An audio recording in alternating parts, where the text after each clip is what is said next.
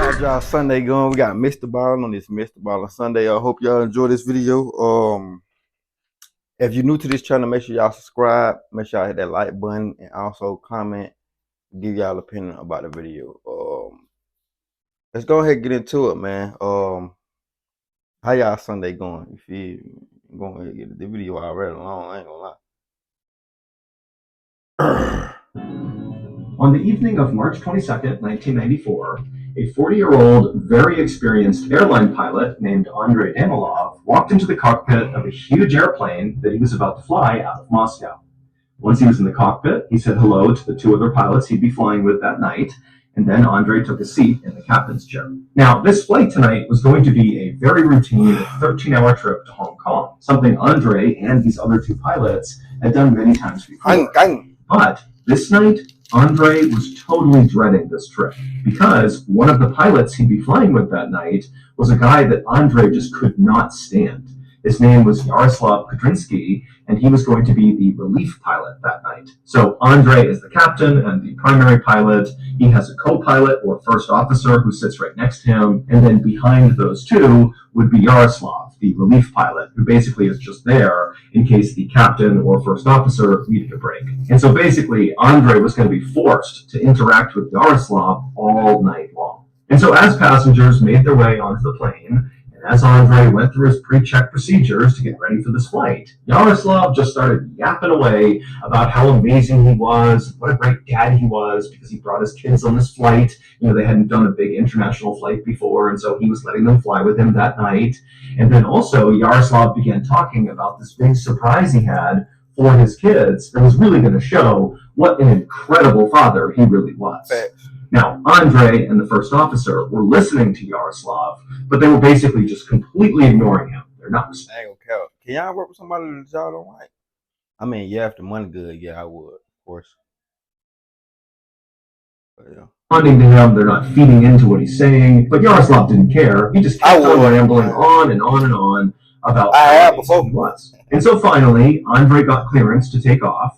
And so even though Yaroslav was totally annoying him, he was able to take off. They went up to their cruising altitude, and they began making their way towards Hong Kong. And the whole time, Yaroslav's just going on and on and on. And finally, 5 hours into this trip, Yaroslav is still just going on and on and on. And Andrei has just had it. He cannot stand to be around this guy anymore. And so finally, Andrei turned around and just cut off Yaroslav, who was mid-sentence about some anecdote about how strong his son was and what a talented wrestler he was. And so Andrei just cuts him off and is like, Yaroslav, take over. I'm taking a break. I'm going to go sleep for a bit. And so Yaroslav would stop what he was doing. He would stand up. He would take his seat in the captain's chair, and he would take over flying the plane. And so Andrei got up. He left the cockpit. He went to the very back of the plane in the main cabin to this row of seats that was reserved for him and the other pilots. And he got in there, and he laid down, and he closed his eyes. But just a couple of minutes after closing his eyes, Andrei began to feel the plane begin to bank hard to one side. Now, Andrei couldn't really remember if this was the time they were supposed to be turning or not, but it just felt like this turn was more aggressive than anything he anticipated at any point in this journey. But Andrei knew this plane was brand new, and so if there were any kind of minor mistakes that Yaroslav was making flying the plane, well, the autopilot feature, which was state-of-the-art in this plane, would easily correct those small errors and keep the plane going towards its destination. And so, even though, again, they're still in this pretty sharp turn here, Andrei just closed his eyes again and tried to go to sleep. But a couple of minutes later, they were still banking, and in fact, the bank was starting to get even more aggressive, to the point where Andrei opened his eyes and he's thinking to himself, what is Yaroslav doing up there? Like, we're basically going in a circle at this point. We're spiraling midair. And so right as Andrei was about to get up and go see what the heck was going on, the plane began to shake really violently, and suddenly Andrei realized, oh my goodness, the plane could be stalling right now. There could be a real issue in the cockpit, and this is not some minor error. And so as passengers on the plane are starting to sense that something could be wrong here, I mean, the plane is like hard to the side and shaking, so people are starting to scream and cry, people are nervous. And so Andrei, he begins to stand up to go to the cockpit, when suddenly... That's why I never get on a plane. I never got on a plane, never will get on a plane. I'd rather drive. Sorry. plane goes from just shaking and banking to basically. I might try it one time. I might try it one time. But after them times, I'm never trying no more, bro. I ain't gonna lie to you. Rolling completely on its side. I might. All the windows are now on the ground. When I go to Vegas. Andre knew when I go to Vegas. Go to the cockpit. There was no way to do that, and so all he could do was just hold on to his seat and pray they got out of this. And then, just as quickly as all this started, it stopped. The plane kind of went back to level. It stopped shaking, and then Andre heard the sound of the twin engines out on the wings roar as if the plane was kind of getting back up to speed. And for a second, it seemed like everything was okay. And so Andre is sensing that this was his chance to get back to the cockpit and frankly just reassume command, because whatever was going on in there, it was not okay. And so Andre, he got up and began running down the aisle to get to the cockpit. But right as he was about to grab the door, the plane suddenly tilted upward and it began rocketing up into the sky. What the fuck? So strong that Andre was pinned to the carpet. And so for a couple of seconds, Andre couldn't do anything. But then he began to hear the sound of the actual frame of the plane. Grand Theft Auto shit he trying to do. From all the pressure of accelerating so quickly up into the sky. And so with all of his strength, Andre reached up, he's on his hands and knees, and he grabs the door handle to the cockpit and he opens it up. And the second he looks into the cockpit, he would have known exactly what was wrong. It would turn out Yaroslav's big surprise for his kids that he promised Andre and the first officer would demonstrate what an amazing father he was that he was going to let his kids fly the plane. Just for a second, but these are untrained children that have no... They're putting other people's lives at risk, you bozo. You got other people's lives back here, man. You could get on your own training plane and oh my God, you put other people's lives at risk. Oh my God. Oh, he need to be in jail somewhere. Okay, bro.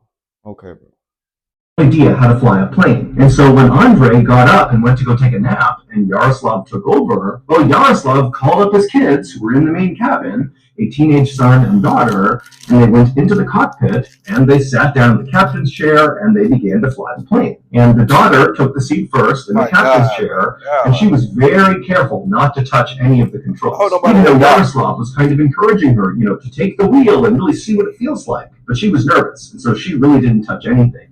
But then Yaroslav's son, when he sat down in the captain's chair, he did grab the controls and pulled on the wheel hard enough that he somehow disengaged the autopilot feature, and nobody noticed. And so Yaroslav's son hanging forward and backwards on the yoke, so the steering wheel of the plane began going in all these crazy directions because there was no autopilot to stop it. And by the time he had figured out what was wrong, it was too late because the plane had entered into an unrecoverable stall and it crashed into the foothills of Siberia, killing all 75 people. What?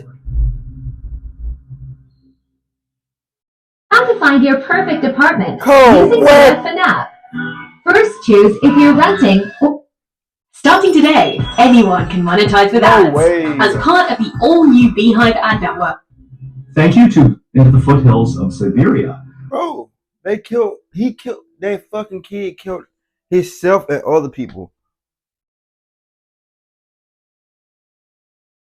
That is crazy. Look at this photo. That is crazy. A kid, my guy. You let a kid drive, 72 people lives in danger. Man, I know hell had fun that day with him. I ain't gonna even lie. Jesus Christ. Killing all 75 people on 75, I meant, not 72, but 75. I just couldn't do it. A complainer actually talked to really help you, highly reviewed their license. Y'all go to BetterHelp within 24 hours. Oh, if you're or morning of September 19th, 2013, a man named Mark Casey sat with his girlfriend, Lynn Spalding, in the triage area of the emergency room at San Francisco General Hospital. A nurse took Lynn's temperature and blood pressure while Mark tried to explain what had been going on with Lynn over the past few weeks. Lynn, who was now 57, had been dealing with this really intense stomach pain. And so she had gone to the doctor and she had been diagnosed with a urinary tract infection and she was given antibiotics for it. But despite taking those antibiotics, it didn't get rid of the stomach pain. And in fact, her stomach pain was only getting worse She was losing weight, and she just seemed really frail. But despite her condition obviously getting worse every single day, over the past few weeks, Lynn had basically refused to go back to the hospital, despite Mark saying, "We really got to go. You're getting worse. We got to have you looked at." But she just kept saying no. And then finally, when Mark noticed Lynn was now becoming someone... I ain't gonna lie, I don't see how people just go through pain like that. Yeah, I need to go to the hospital. Fuck the dumb shit. I can't go through pain that long. Damn sure when it comes to stomach, I had bronchitis or some shit like that, but it make your stomach, it's like when I had that shit when I was like 12, 13, when you don't wash your hands too much before you eat and all that and get germs and everything. I had that. That's why I learned to wash my motherfucking hand every fucking single time. Cause what? It ain't, I had it 2 times. It ain't no pain like that stomach pain, it's no, bro. You can ask my mom. I was crying like a baby, like folded up like a baby. My stomach was hurting. When I say hurting. And when they put up them IVs and shit in me, that shit went away. I ain't gonna lie, that shit went away.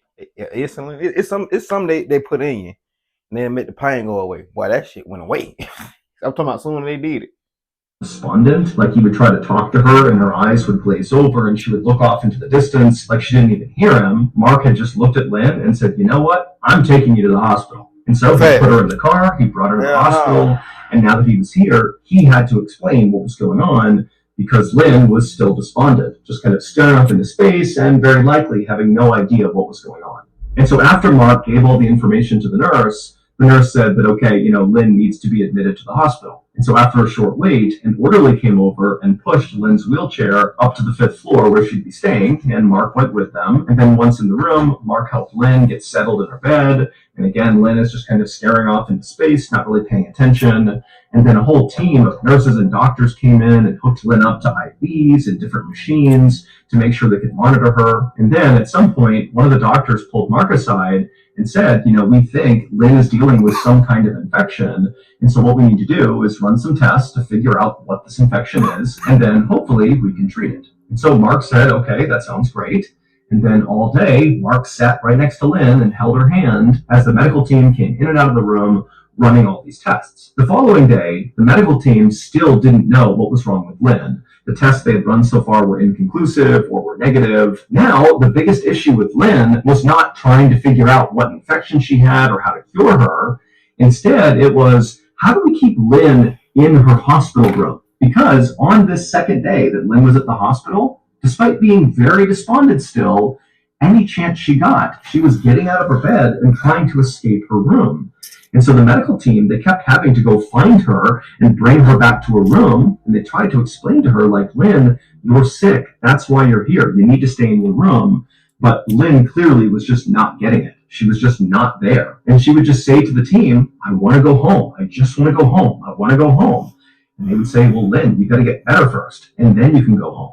Now, Mark, like the medical staff, was also concerned about Lynn's behavior. It was not safe for her to get up and flee her hospital room. But Mark kind of secretly thought, maybe this is a good sign. Because the day before, Lynn couldn't even walk on her own. And now today, she's walking around on her own trying to escape the hospital, which is bad.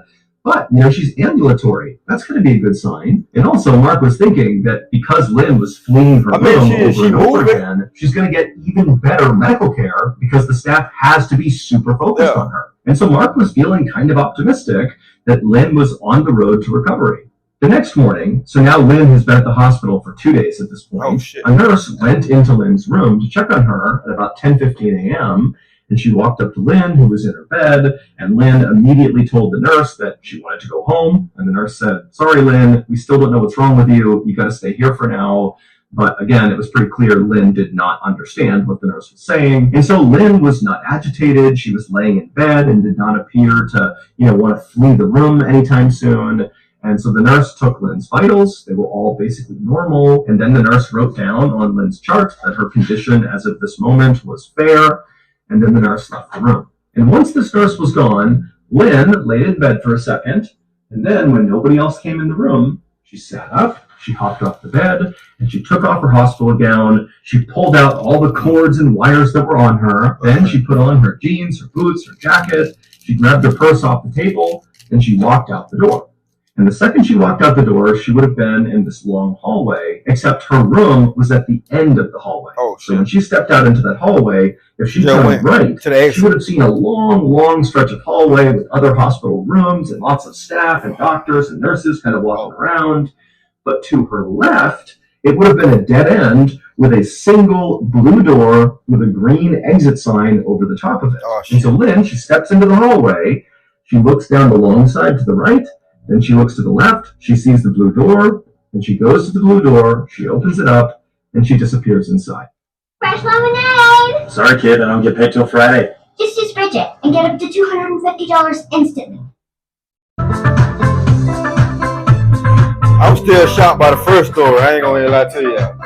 First story still got me. When the nurse came back to Lynn's room and saw she wasn't there, she reported Lynn missing. Now, remember, the hospital was well aware of the fact that Lynn had been trying to escape for the past 48 hours. And so nobody was really shocked by this. In fact, the hospital, their first move was to contact Mark, who had actually gone home the night before to get some real sleep and to take a shower. And so they contacted Mark and they said, hey, Lynn's not here. Is she with you? And Mark was like, no, I'm home. She's not here. I have not seen her. I haven't talked to her. I have no idea where she is. And so the hospital at this point began this huge search in their building, just checking the entire property for Lynn, but there was no trace of her. And so the police were contacted and they launched a search both of the hospital grounds and also of the surrounding areas. And they too could not find a trace of Lynn. It was like Lynn just vanished into thin air. That is, until October 8th, 2013, so 17 days after Lynn had strolled through that blue exit door. On that day, October 8th, a hospital maintenance worker was walking down the long hallway in the hospital, not on the 5th floor where Lynn was staying, but one floor below. Don't tell me, Carl. He's walking down the hallway in the direction of the dead end side, so the same side that Lynn was on, where her room was, but again, one floor above. And the maintenance worker, he walks all the way to the end of this hallway on the 4th floor, and he arrives in front of the blue door with the green exit sign above it. Again, this is below where Lynn was, but it looks the same. And the maintenance worker, he opened up the door, and when he looked out of the 4th floor door, he just froze, because what he was looking at just seemed impossible. And then he had this urge to scream, but he knew there were all these patients and kids and doctors and stuff in the hallway behind him, and he didn't want to scare anyone. And so very quietly, he reached down and grabbed this radio, and he called for help. In order to explain what happened next, you need to look at this picture. So in this picture, on the right-hand side, you see there are 2 outdoor landings with people on them. The one on top is the 5th floor landing, and the one below it, with a single person on it, is the 4th floor landing. And to get onto these outdoor landings, you have to walk through those blue exit doors at the end of those hallways. These blue doors are emergency exits. We ain't got that at our hospital. I ain't gonna lie to you. At both of them, I don't think we ain't got no shit like that. A fucking balcony? No. The fuck? So when you go out these blue doors, once they shut, they lock automatically. But now you're out on this outdoor landing, and immediately to your right, although you can't see it in this picture, there's actually another door that leads to this enclosed stairwell that will bring you all the way to the ground floor, where there's another door that's unlocked that will bring you out to safety. And so again, you walk out one of those blue doors, you're on this landing, you can turn, open up another door, you're in the stairwell, and you can evacuate. So, in theory, if you were a person that really wanted to escape this hospital, like Lynn did, going out one of these blue door emergency exits was a great idea. It would bring you to the ground. This is a way to escape the hospital. But remember, Lynn was totally confused. Mentally, she was just not there because of whatever illness was affecting her. And so when she walked out that door, she arrived on the 5th floor landing, and the door shut behind her and it locked. And the theory is, as soon as Lynn got out there, maybe she had some second thoughts and wanted to go back into the hospital. And so she turned and she grabbed that door and tried to open it back up again, but because it locks automatically, it wouldn't open. And so Lynn did have the wherewithal to turn and see this other door that led to this enclosed stairwell, the emergency stairwell that did go to the ground floor. She could absolutely go all the way down and escape. She could do that. She went into the stairwell and she went down one floor to the 4th floor landing. And when she got there, she left the stairwell and she went to that door that would lead back into the hospital on the 4th floor. And she tried it, but of course it was locked.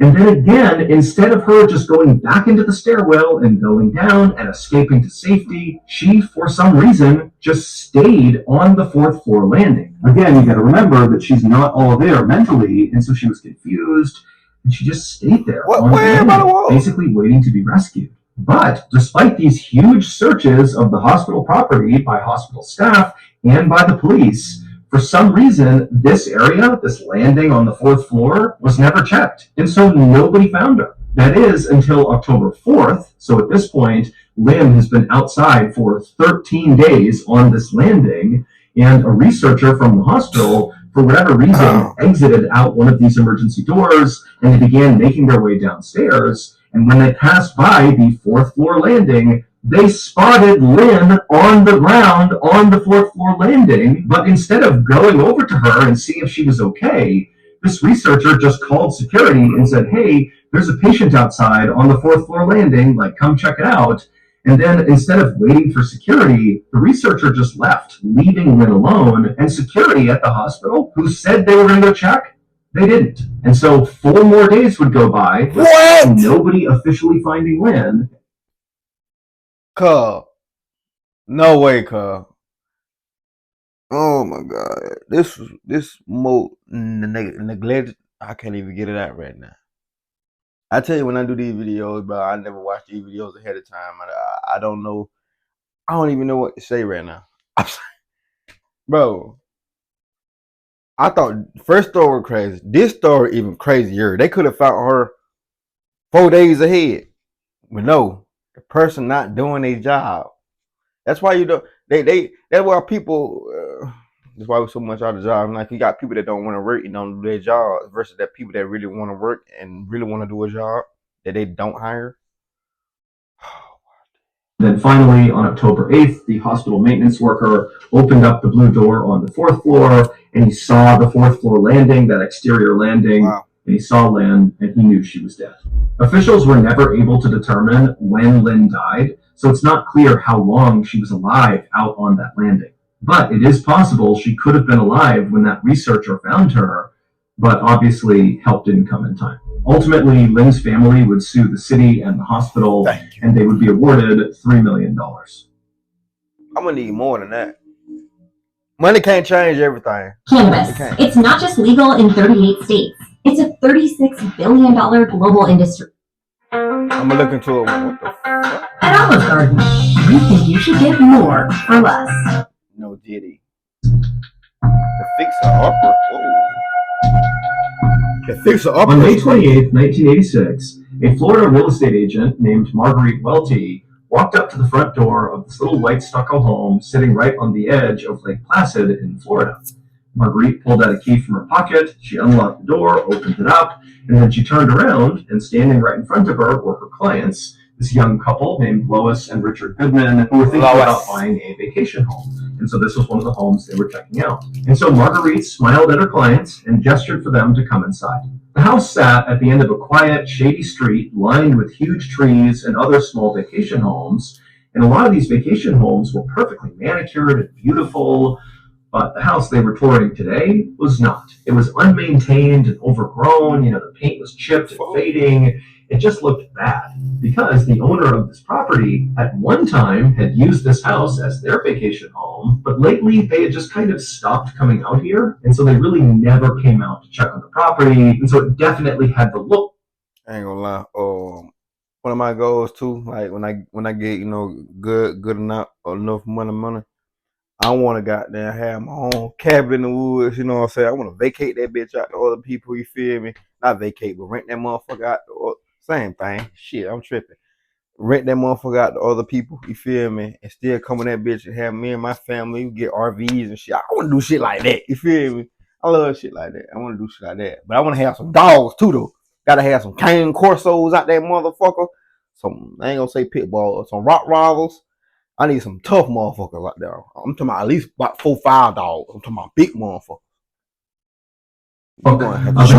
Property. And now the owner didn't even know if they could fix it anymore, and so they decided they would just sell it and let somebody else deal with it. Fair. And so Marguerite led Richard and Lois into the house, and she brought them right into the carpeted living room, And the house was very musky and dark. All the windows were shut and all the blinds were drawn. And so Marguerite kind of instinctively walked over to the windows and began opening up the curtains and opening up the blinds, letting sunlight into the house. And so as this room is suddenly being lit up by the sunlight, behind her, Marguerite hears Lois and Richard start to laugh at something. And so Marguerite turned around to see what was so funny. And when she saw what Lois and Richard were laughing at, Marguerite did not think it was very funny. In fact, she thought the fact that they were laughing right now was kind of rude, especially when you considered what this couple had asked of Marguerite. They had come to Marguerite and said, hey, we want to buy a vacation home. It needs to be perfect. It needs to be on the water. It needs to have this and this and this. But we have a tiny budget. Go find us homes. And so Marguerite had really struggled to find vacation homes that were in their budget, but then she had found this diamond in the rough, this house on the coast of Lake Placid. It had 3 bedrooms, 2 bathrooms, it had a garage, direct access to the water, it even had a boat dock. I mean, this house was perfect. Now, of course, this house had obvious downsides, like the fact that it was clearly a fixer-upper. I mean, anybody who bought this home would have to put a lot of work into just making it livable again. And then also, there was a distinct weird vibe about the property itself. Because the owner was never there, they had covered all the furniture inside of this home with white sheets, which kind of gave it a sort of haunted house vibe. And then also, there was virtually nothing of value inside of this home, because again, the owner was like never here. But for some reason, there was this super intense security system on the house. I mean, there was cameras everywhere, and the windows had metal bars over them. And so the aesthetic inside and outside this house was not a good one. But again, Marguerite felt like if they could just look past the negative stuff. Fuck the dumb shit. It ain't got no furniture, no material shit, but it got cameras and barbed wire. I mean, the steel goddamn rails and shit. Like we in prison, bro. That ain't enough to y'all. This was really the perfect place for them. But now, here Marguerite's clients were laughing away at the kind of goofy interior of this home. It's like they were being totally disrespectful both to Marguerite and, frankly, to the owner of this property. I mean, this is a good opportunity. What are you doing? But ultimately, Marguerite couldn't force her clients to be appreciative of this. And so she just kind of laughed along with them, but then very quickly changed the subject and told them, hey, let's go walk around the rest of the house. Make sure you see the whole place before you pass judgment. But Marguerite only had to lead Richard and Lois around the house for a couple more minutes to figure out they definitely were not in the market for this house. They could not look past the bizarre kind of spooky almost atmosphere inside the house and how run down it was. So they were just not going to put an offer on this house, and Marguerite knew it. And so even though Marguerite was definitely frustrated, she told her clients, don't worry about it. I'll go back to the drawing board. I'll find more properties, and we'll check those out. And so Marguerite led Richard and Lois to the property. She shut and locked the door behind her, and then she and her client. 3 reasons why you need this portable welding machine. Reason 1, it's just 45 ounces and you can adjust it. The more commercial they give me. I know this might seem out of the blue, but I was wondering if you might pray with me real quick. And slept. 2 days later, on May 30th, 1986, the owner of this run-down old vacation home came by to check on the property. Basically, because they were trying to sell it, they just wanted to go up and make sure there were no obviously bad things about the property. They knew it was in rough shape, but they're just doing a sanity check. And so they get to this property, they open up the door, and they step inside, and right away, the owner is hit with this horrible smell. Now, the owner knew it normally did not smell great inside this home, but this smell he was smelling now was just so bad. It was so pungent, he knew it was not normal. And so the owner began walking around the house trying to figure out where the smell was coming from, and at some point, he found himself in the living room, and his eyes happened to land on the thing that Richard and Lois Goodman had been laughing at 2 days earlier. Except when the owner saw this thing, he didn't think it was funny at all. In fact, what he did is he instantly turned around, ran out of the house, grabbed the phone, and called 911. What the fuck? 4 days earlier, on May 26th, a 28-year-old man named Thomas Lopez Ruiz, who was living in this makeshift campsite down by the water near Lake Placid, he decided to leave his campsite and go into town to try to earn some money. Thomas did not have a steady job. Instead, he did odd jobs in town whenever he could to earn a few bucks. But on this day, when Thomas went into town, there was no work. So Thomas decided he would go rob one of the many vacation homes along the coastline of Lake Placid. And the home that he picked is the same vacation home that Marguerite would take the Goodmans to 2 days later. And so Thomas arrives in front of this overgrown property, and he tries the doors, and they're all locked. However, Thomas had a plan. Thomas was a pretty small guy. He was about 5 foot 2 inches tall, only weighed about 140 pounds. And so he figured he could just slip through the chimney. That's how he could break into the house. And at first, it went great. He slipped in no problem, and before long, he was making his way down towards the inside of the house. But what Thomas realized as he went down the chimney is the chimney was not perfectly straight up and down. Instead, it was sort of tapered, where at the top it was wide, but the deeper you got, so the farther down you went in the chimney, the narrower the inside of the chimney got. And so when Thomas was almost all the way down the chimney, he got stuck. He could not get the rest of the way down, but where he got stuck, he couldn't grab the top of the chimney. He couldn't pull himself out. And so he is absolutely wedged, can't go down, can't go up, and making matters even worse was every time he exhaled, his chest would shrink a little bit, and that would cause him to slip a little bit farther, a little bit deeper into the chimney, and then when he would try to breathe in again, his chest would not be able to fully expand again.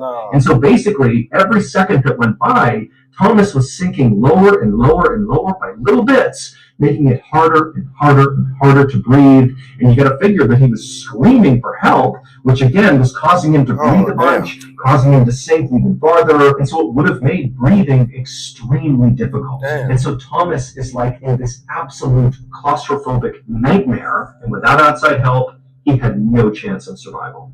2 days later, Marguerite Welty brought the Goodmans into that property, and she would open up the blinds, and sunlight would come into the living room, and Marguerite would hear Lois and Richard laughing at something, and she would turn around, and she would see they were pointing at the fireplace, and visible in this fireplace were 2 legs dangling down inside the chimney. They were not so far down that they were touching the ground. They were just kind of suspended in the air.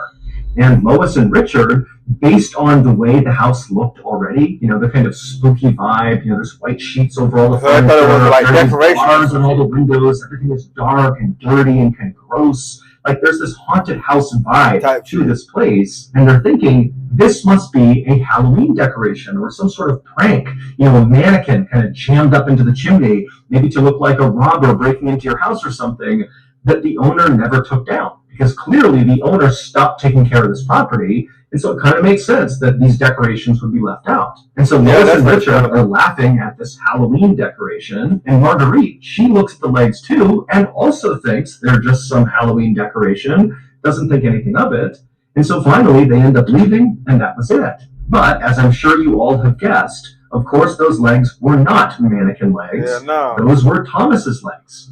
And in fact, the creepiest part about this is Thomas may have been alive during the house tour.